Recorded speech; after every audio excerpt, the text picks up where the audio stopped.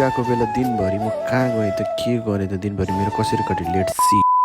All right guys welcome to my vlog. सबैजनालाई सन्चै होला, म पनि यहाँ सन्चै छु र सबैजनालाई गुड मर्निङ। आज चाहिँ हामी सिटी जाँदैछौँ किनभने उसको आज कलेज थियो, सिटी जानुपर्ने। हाम्रो चाहिँ उसको कलेज सिटीमा छ, त्यही भएर यहाँबाट चाहिँ हामी बसेको ठाउँबाट चाहिँ 1 आवर लाग्छ र उनी उसलाई कलेजमा छोडेर म चाहिँ कफी खान लागेँ।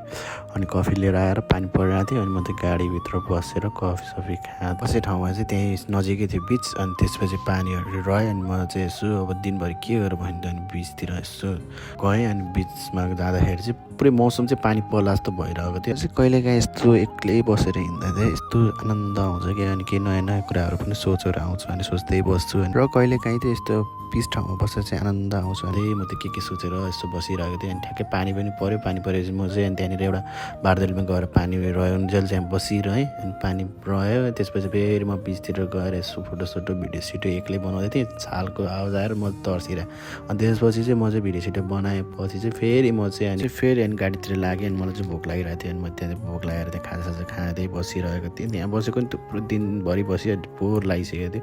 बस्दा बस्दा कुर्दा कुर्दा बल्ल बल्ल आइपुग्यो। र त्यसपछि चाहिँ आइपुगेपछि चाहिँ हामी चाहिँ फेरि अनि कहाँ जाने त, अनि जाने भनेर अनि हामी चाहिँ यसो अब घुम्दै घुम्दै त्यहाँ फिल्डमेन्टलतिर घुम्दै गयौँ। घुम्दै जाँदाखेरि चाहिँ अनि त्यहाँको भोक लागेपछि चाहिँ त्यहाँ सिटीमा अनि मोमो प्लानेट भन्ने थियो, अनि धेरै भयो। मोमोसम्म खाएपछि चाहिँ हाम्रो आज कार सर्भिसिङ गर्नुपर्ने थियो। अनि कार सर्भिसिङ गर्न लगेर कारहरू सबै आजको लागि यति नै। सबैजनाले माया गरिदिनु होला, सबैजनालाई माया छ। आजको लागि यति नै। अब फेरि नेक्स्ट भिडियो आउँदैछ, अहिलेको लागि बाई बाई।